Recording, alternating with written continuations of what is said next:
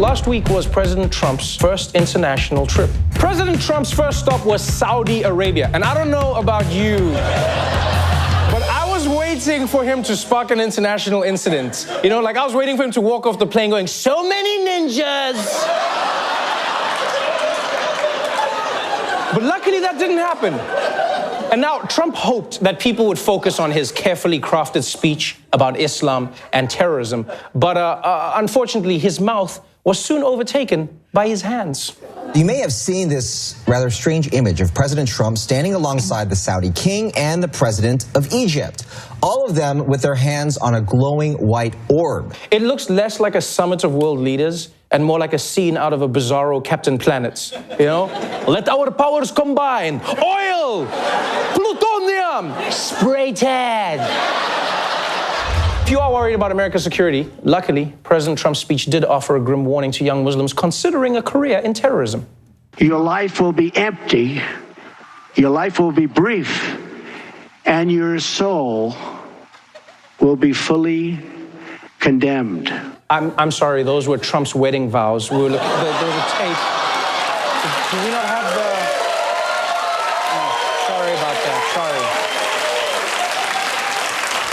So, all in all, Trump handled the Saudi trip well, and he was just getting started. Next stop, Israel. My favorite part of Trump's time in Israel was the part when he didn't know what part of the world Israel was in.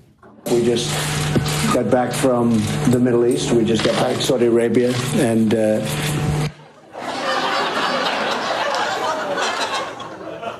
everyone's reaction was captured by that guy in the corner. Just look at him. Look at his face.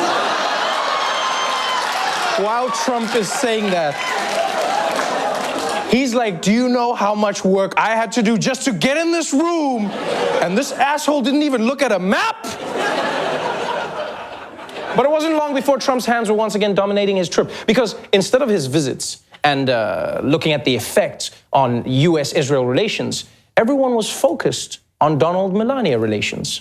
The thing that got an enormous amount of media attention had to do with Melania Trump, the First Lady, and some video. Was this an actual slap, or did she just pull her hand away? She pulled her hand away, but I didn't quite see the contact of a slap.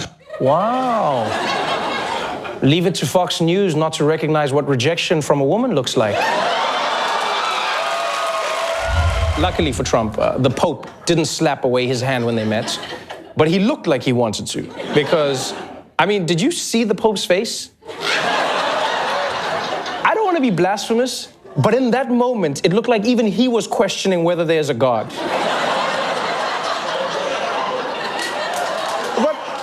But arguably, President Trump's most important stop, the one that'll have the most impact, was in Belgium, right? And that was for the NATO summits. Now, some leaders prefer to delegate foreign diplomacy, but Trump, he takes a more hands-on approach. The president is feeling a little bit pushy today. And when I say pushy, I mean literally. The president appearing to shove the prime minister of Montenegro out of the way to get to the front of the pack for a group photo. Who are you? Who does that? Are you serious? After seeing what Trump's hands were capable of, clearly the newly elected French president wasn't taking any chances. This handshake with France's new president, Emmanuel Macron. It went on and on. So long, it appears President Trump tried to pull away, their knuckles turning white. He told a French publication, quote, "My handshake with President Trump was not innocent. We must show that we will not make small concessions, even symbolic ones." Wow. That was the first time Donald Trump was on the receiving end of an unwelcome hand grab. And what's worse is that after that, President Macron bragged about it to Billy Bush. "You should have seen him. I moved on him like a bitch. Oh, when you are famous, you can do it. Yeah. I just grabbed him. He was like, 'Let go, Macron, let go.' I said, 'You like that, Trump, don't you? You like that? Yeah, you like it. You like it.'"